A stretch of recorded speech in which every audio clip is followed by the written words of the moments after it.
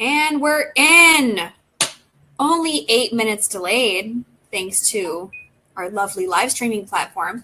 So, it is Friday. Therefore, that means it is hashtag No Filter Friday here on Public House Media. If you are listening on the podcast version from either iTunes or wherever it is that you, Google Play, wherever it is that you found it, give us a review. Leave some love or hate or whatever, whatever's on your spirit. Send it around and, leave some stars, reviews, whatever you got. Be much appreciated. And we're going to put the comments up if there are any. Except I kind of wish it wasn't over my face. But, whatever, that's cool too. It looks fine. So we're going to roll with it. This evening show does not have my wonderful teacup. Just drinking water tonight. And to mix it up, a little holiday can of Coke. Little polar bear there. Is that a polar bear baby? It is. It is a polar bear baby. But I had to think long and hard on what I wanted to do for this week's episode. And I've been getting a lot of questions in my life whenever I go around and I'm out and people ask me about the show and ask me what's going on. And it's just a buzz around town. Everybody keeps talking about it. I was at the Comedy Store really, really late on the night of Christmas Eve, and it was kind of hanging and looming because of the situation that happened with TJ Miller. Everybody knows TJ at the Comedy Store for obvious reasons, and they all know Kate, and everybody was talking about that, and then it's just over and over and over and over again with all these allegations. I'm going to tilt this down just a tiny bit. So it's weighing on everyone's mind, and I end up talking about it with everyone. And the conversation always ends up going to, why now? How is it that all of a sudden, A, people care, and B, what's going on with this situation? Like, why now is it coming out after people have gotten away with it for so long? Some of these people have gotten away with these, dirty deeds for the better part of like 20 and 30 years this has been going on. So how is it all of a sudden in the grips of 2017 that now people care? Who knows? I don't know. But I can tell you how they got away with it for so long. So the main focus of this one is we're going to be using Harvey Weinstein, Bill Cosby, and Woody Allen as means to express how it is that they got away with this for so long and how other people either are still getting away with it or they've been getting away with it long too. Because there's a method to the madness and there's a formula to it. Which,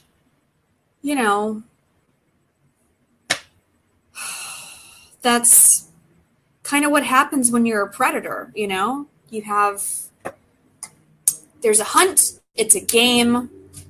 All of those components go together in choosing a victim, what they're going to do to that victim, and how they're going to keep victimizing that person and keep their secret together. Because let's remember, sex crimes are the perfect crimes because the victim doesn't want to say anything to anybody about what happened to them for whatever, because they're embarrassed, because they don't want to be, trotting their story out and being raked across the coals for whatever's happened to them in the past. From a criminal standpoint, sex crimes are like the best when you have a victim that's not trying to tell anybody about it. So we're going to put a little show note up.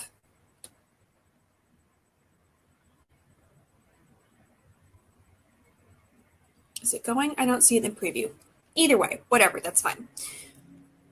So, Harvey Weinstein has had 83 or 84 people come out against him in the past few months or like ever, like the numbers just keep going up and up and up and up and up and up because Harvey has the certain proclivities that he does.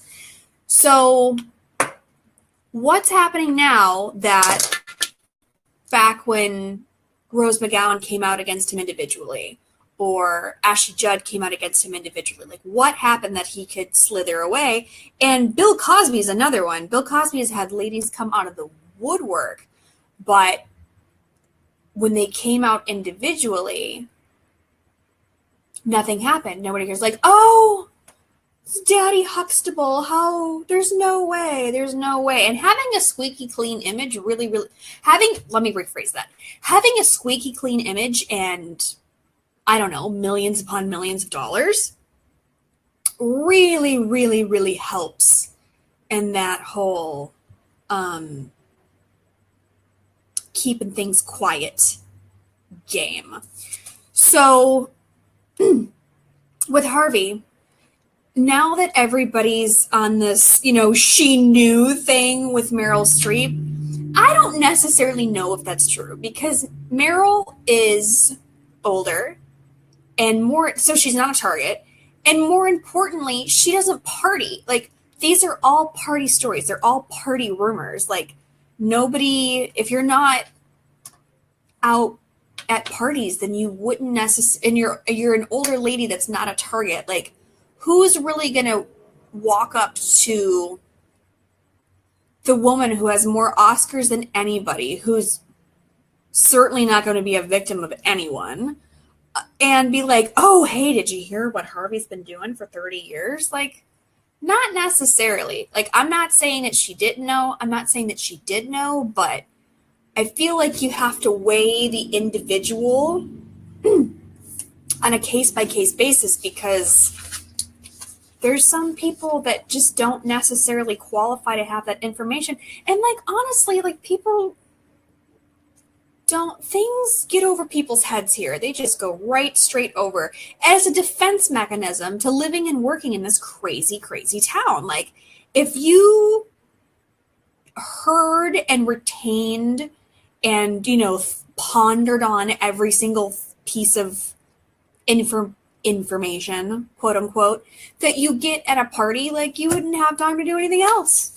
You wouldn't have time to do anything else, including work. So as a defense mechanism, I can kind of see how that didn't really work out. So Harvey has paid off several actresses on multiple occasions, undisclosed amounts, to hush up and go away. And apparently Bill Cosby has paid millions of dollars to rape accusers to shut up and go away. One woman, the woman that accused him of, I think it was way, way back in the day, it was a couple decades ago, she was doing like little commercials and stuff, and they started, Bill Cosby said that he was going to mentor her and kind of take her around town and blah, blah, blah, blah, blah, which, who knows how much mentoring happened, but she was the one that said that she woke up in, I think on his couch or something, and his shirt and no pants on, and was like, what just happened to me? And then later, she was staying in her own room in a big suite at a hotel in Denver. I think he was probably doing comedy or something. She was out with him, and he like pinned her down and raped her essentially. And she wanted to testify, and her lawyers told her that she could testify as Jane Doe and that she didn't need to use her name. And she's like, no, I want to use my name. I want my story to be heard, which is not common. Like, most people that are going through the legal system, whether it be for molest, sexual assault, rape, or any flavor of sex crime, they don't necessarily want to be raked across the coals, like, as their own self. It re-victimizes them. So she said that she wanted to, and she wanted her story to be told, and she wanted to have her day in court, essentially, and be able to call people to the carpet that she wanted to call to the carpet. And they never had an opportunity because they settled for an undisclosed amount, and her lawyers were like, you're in dumb little commercials, and he's Mr. Huxtable, and he's in the spokesperson for Jell-O. Like, he could make this go on and on and on forever. Like, just take the money and shut up, essentially. So she took it. But here's the thing. And this goes for Woody Allen, too, because Woody Allen's stepdaughter told anybody that she could about how when she was 7 years old, he took her up in their attic, told her to lay on her stomach, and molested her while she was, like, playing with, like, a train set or something like that. He told her, she said that he talked to her doing it, or was like, it's our secret, you're not going to tell anybody. All of the, the whole formula for, how pedophiles groom, and how she's been destroyed her whole life over it every time she has to see him, whether that be through the medium of film or television or on someone's t-shirt or whatever. She's been diagnosed with PTSD, and nobody really cares about her story. Everybody's talked about it. Everybody's speculated on it. Everybody has given their opinion on it. And it's either, well, she doesn't matter, or who knows, we weren't there. And who knows we weren't there is, there's a time and a place for everything, okay? Unless you did see it with your own eyes or your own ears, what have you, you can't personally say, yes, this happened, or no, it didn't. But when you have a sort of crime that is so, the victim is so perfect, it's a child, and they live with them, there's nothing that they can do. And then even though he wasn't, but it's worth saying, even though he wasn't charged with molest, the judge in his divorce with Mia Farrow gave her sole custody of the kids with no visitation at all. So kind of leads you to believe that maybe, just maybe, the judge was on something. Possibly. But in the case of Cosby, Harvey, and good old Woody, who everybody still loves because he's an orator, whatever, or that's what they say. Is it, when one girl would come out, it's not enough because they're going to get shot down. They were like, oh, well, you're going to get re-victimized by the court system. You're going to get re-victimized by whatever high-powered, huge attorney that this person's going to, be able to, has the means to employ until the end of time to deal with you and, essentially either settle with you and your lawyers are going to force you to take it because they want their payday, or you're not going to get anything and all of your business is going to be out in the world. So that's not super fun. How they finally cracked this nut with Harvey Weinstein was they took everybody and they put them together as an entire package. And the same thing kind of happened to Bill Cosby. When Hannibal Buress, because let's remember how this started. When Hannibal Buress did his comedy special and said, Bill Cosby is a rapist, Hannibal Buress, people were like, oh, we can say that now? We can say that Bill Cosby's a rapist? Oh my goodness. Well, in that case, hands up, everybody, if you've been raped by Bill Cosby. So I think it was 11 girls that came out against Bill Cosby. And I interviewed Janice Dickinson, I don't know, probably like a year ago or something. And she talked about how she just kind of told her story nonchalantly. Like, she didn't ask for anything from him. Like, she just made it a plain statement in the way that Janice Dickinson does, her own special snowflake kind of a way, that, hey, this is what happened to me. We were all in Tahoe, circa 19 something. Everybody was partying. And again, with the couch, Bill Cosby and his couches, she woke up on a couch and ascertained that Bill Cosby had drugged and raped her. It's in her book. Cosby didn't want the book to get published, and then they threatened to sue her. It was this whole big brouhaha between Janice Dickinson and Bill Cosby before this wave started. And I swear, there's people in the entertainment industry that have things happen to them, and they're kind of like the canary in the mine. You know, it starts to chirp and you know something's about to happen. Something doesn't happen at that exact second, but at some point, the wave crashes over. So, with that being said, they got a bunch of girls together to call Cosby out. But then, when you put it together, the statute of limitations, which I wouldn't say that they're strict, but they are there. So, statute of limitations with some people, no one had a rape kit. Nobody had a police report to my knowledge, or if they did, those were the ones that got paid off. There's nothing to do. Like, even if you do, it just, you know, testimony without any kind of proof is most of the time not enough to get even charges on somebody for any sex crime, let alone a conviction. Like, people that end up being convicted of sex crimes, like, more often than not, the evidence is mounting. So, Cosby, Jelly, every time I have a show, she needs love and attention. Like, as soon as I turn this light on, they're like, oh, what? Get down. You cannot have attention right now. You get no love. Go away. That's enough. You're going to have to wait, just like everyone else. Put all these girls together. I think Cosby had 11 or 12.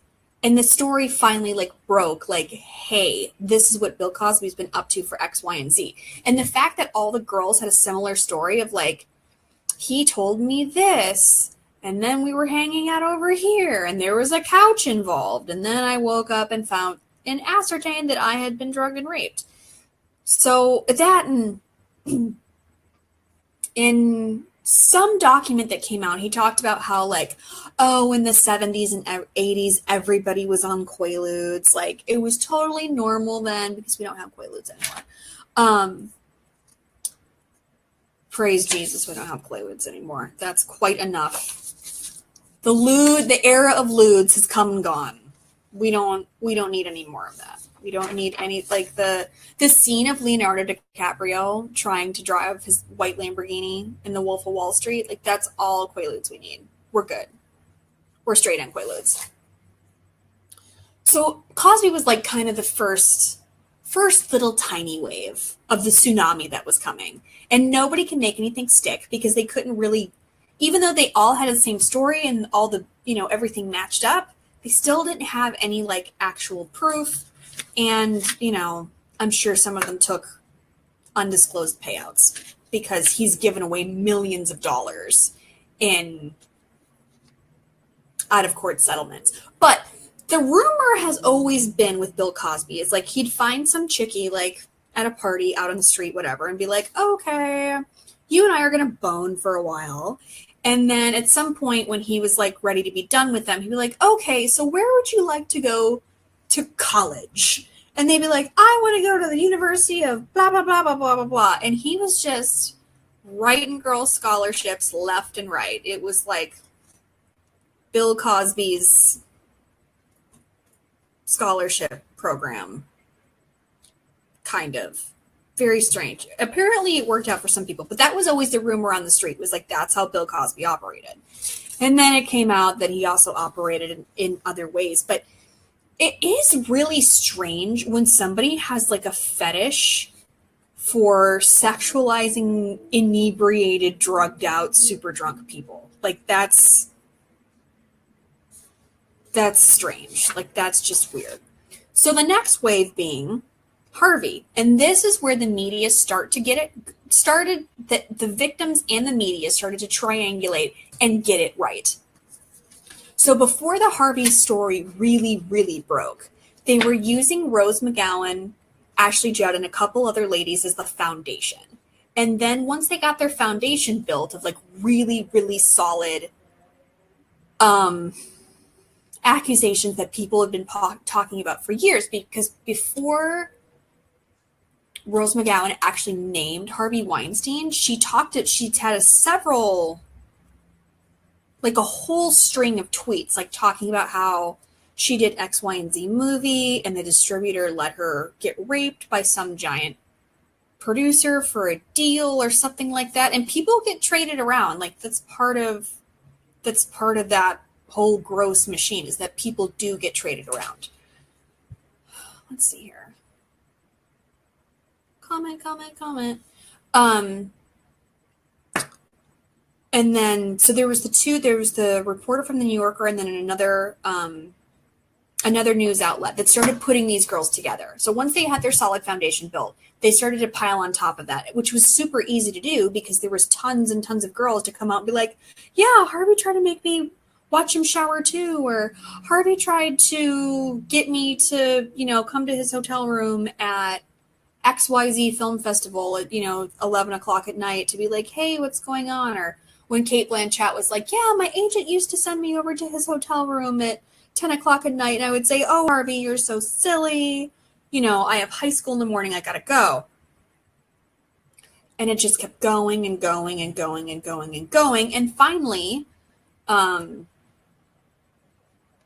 it really came together when everyone saw his contract within the Weinstein Company saying that he could be essentially, not verbatim, paraphrasing, that he could behave however he wanted so long as he personally paid out the damages, which he did over and over and over again. He also settled with a bunch of other girls, but said that it wasn't an admission of guilt. He just wanted, peace in his life, essentially, which he paid through the news for, although I think some of them were a little low, to be totally honest. But I think the proof is in the pudding. If you look at Harvey Weinstein's apology, quote unquote, because that's where the first line of it is, I grew up in the 60s and the 70s where workplace conduct isn't what it is today. And it's like, no. That's not what you meant to say. We had this discussion at a producer conference that I was at. I was like, no. You grew up in the 60s and 70s when you had no idea that the internet was coming and people could possibly have their own voice and break a story without your PR machine squashing it. That's exactly what he actually, meant to say, but was trying, under Lisa Bloom's tutelage, was trying to keep it together. Oh, I'm getting emails from Slated. Anyway.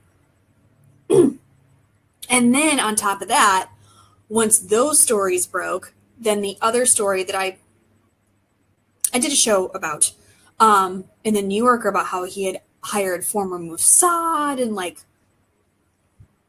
all of these private investigation firms through his attorney to build like dossiers and things like that. It's like the wildest story to the truth. Like the bill for that was like $600,000. It's like, well, the truth's cheap, yo. Like if you didn't do anything wrong, you don't necessarily have to do anything. But if you're out here trying to do all this, it kind of seems like you're guilty. Just saying. Plus, you have a contract with your own company that says you can behave however you want so long as you pay the damages, and you've been paying damages. Don't think you could come back from that. So that is the secret to it, is that the accusers of these crimes were not triangulating in a way that they could go as a united front with their stories, because it's easy to slap one person down, or even two people or three people. You can slap those ones down and be like, oh, well, this one just said this because the other one, blah, blah, blah, blah, blah. It's another thing to try to slap down 12 that are totally intertwined, completely united with the same story.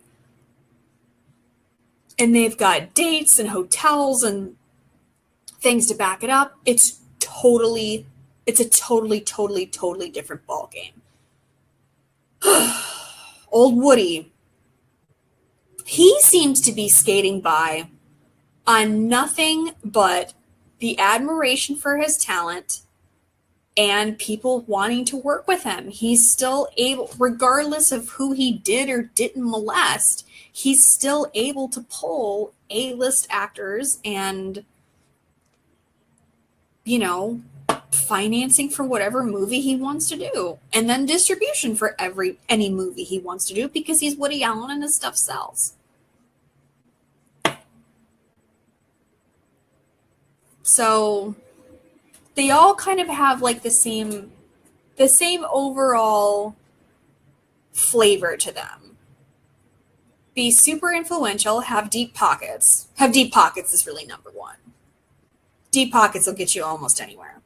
Have super deep pockets and intimidate people to no end of like, you're just a peon and I'm untouchable. There's nothing, everyone loves me. Like, what are you going to do about it? And that's part of, and it can't be, Jelly, this is not your show. Stop crying. Jelly needs her own show on Public House Media, apparently, where she just cries all the time. She has things to cry about. But that's part of how people that engage in sex crimes or sexual misconduct, that's part of the game. And that's why they do this to people. It's not because, more often than not, it's not because they can't control themselves and they just must have this person in a sexual way, otherwise they're going to explode. It's the power, the pressing of, you know, for making these people live under your thumb. That's part of the powerful feelings and why they do this stuff. It all goes together. It all goes hand in hand, most unfortunately. So with that being said, when you're talking to people, when you're hanging out with people, particularly if there's a couch in Lake Tahoe involved, slow your roll and stand up to people. Stand up to them, because if you're not a cooperative victim, you're probably not going to be a victim at all. Hopefully, with some luck. Some people just get swept up in it, but call people out on their nonsense is the moral of the story. And be careful whose couch you sit on, essentially. And it's true, with the court systems, if it's just you by yourself trying to get things accomplished, Godspeed to you. The likelihood of that happening is almost nothing, and it's going to cost you a fortune. Even if you represented yourself, it's still going to cost you a fortune just in court costs and trying to get yourself together. It's craziness what they make you go through. But if you raise your hand and say, this happened to me, other people will come out. Maybe publicly, maybe privately, they'll hit you up and be like, oh, hey, this happened to me too. Hence the hashtag #MeToo campaign. And there is the survival tactic of safety in numbers is a real thing. If you can get a bunch of people together with, you know, a similar situation, you can be a force to be reckoned with. It's just going to take a lot of work. And they know that. Perpetrators of these crimes know that. So, with that being said, thanks for joining me going down this crazy winding road. I might post some articles with some tidbits, some good tidbits of information as a follow-up. And then the audio version of this live show will be up tomorrow as a podcast. So subscribe on the page, subscribe to the audio podcast on either Google Play or iTunes, and send me your questions. Send me questions, comments, I don't care what they are. Send me things. It makes it more fun. So thanks for hanging out with me for hashtag #NoFilterFriday on Public House Media. And I'm going to sit here and drink my water and contemplate how incredibly gross this town is. See you later, kids.